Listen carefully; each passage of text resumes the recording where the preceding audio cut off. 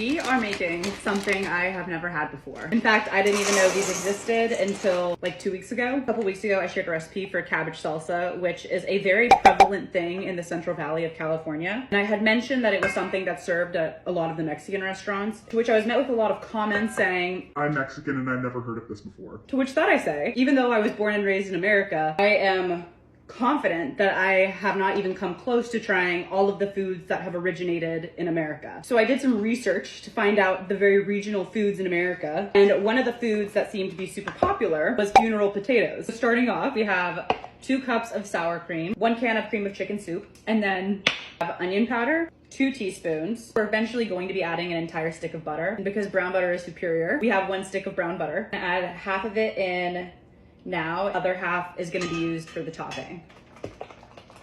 Sounds great. Taste test. I'm gonna add a little pinch of salt. We also need 2 cups of shredded cheese, so I have my favorite, Tillamook's extra sharp cheddar cheese. I was born and raised in Northern California, so it makes sense that I've never heard of this dish, especially because this is really common in the Midwest. So that might have been very well over 2 cups of sharp cheddar cheese, but when it comes to cheese, there's no such thing as too much.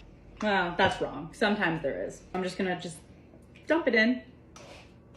This is actually a very easy recipe. I'm kind of loving how easy it is. Kind of like open a bunch of things and mix it all together. Doing my research, it looked like one of the main characteristics of funeral potatoes were cornflakes on top.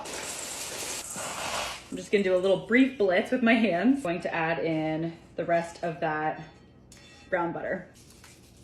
I love crunch, so I just added a lot. And then we're gonna let this bake at 350 degrees Fahrenheit for, I think, 45-ish minutes.